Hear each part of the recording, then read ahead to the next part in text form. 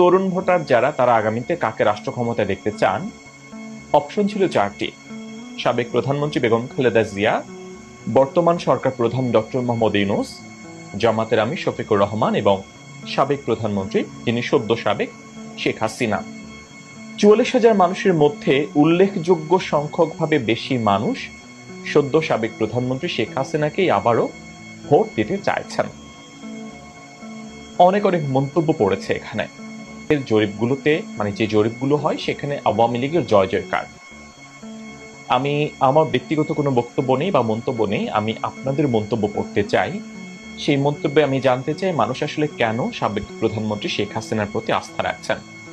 44,000 মানুষ ভোট দিয়েছেন, এর মধ্যে 88% মানুষ, 88%, তারা শেখ হাসিনার প্রতি তাদের সমর্থন জানিয়েছেন।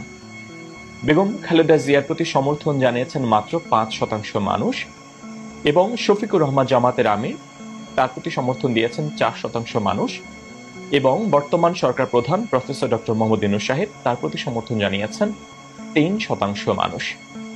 মানে বেগম খালেদা জিয়া, ডক্টর মোহাম্মদ ইউনূস, শফিকুর রহমান, এই 3জন মিলে তারা মাত্র 12% মানুষের সমর্থন পেয়েছেন, আর শেখ হাসিনা একাই পেয়েছেন